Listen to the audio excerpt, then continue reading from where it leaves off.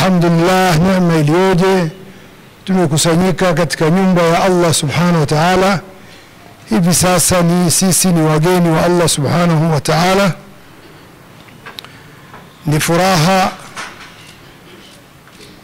kwa ziara ya Samahati al-Mufti. Samahati al-Mufti, jazakallah khair. Ziara yako imekuwa na baraka, imeenda vizuri. Toka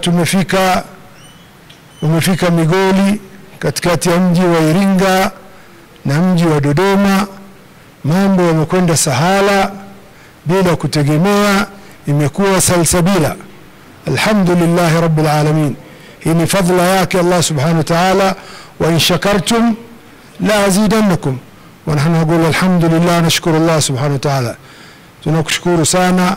Baraka zake ni Allah subhanahu wa ta'ala, lakini huziweka katika mikono au miguu ya waja wake. Tumefika salama. Huu msikiti wa Mshindo ni msikiti mmoja katika misikiti mikuu ya mji wa Iringa, na ndio Sheikh Ali Tagalile, Sheikh wa mkoa, ndio ulikuwa msikiti wake. Kwanza ulikuwa msikiti wa marehemu mzee Juma Tagalile, kwa msikiti mdogo, lakini Allah subhanahu wa ta'ala ameweka baraka hapa Iringa. Misikiti yote midogo imepanuliwa ikawa mikubwa sehemu hiyo.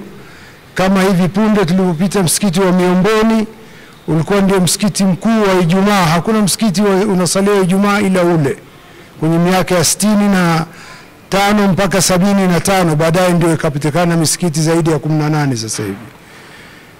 Na hapa wako wakazi wa Iringa.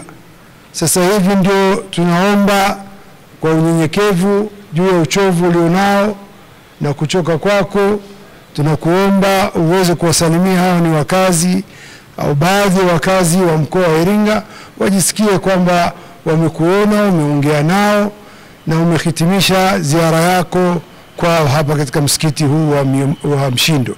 Alhamdulillah rabbil alamin. Fatafadhal mashkuran. Dakika zako zungumza kwa furaha na amani inshallah.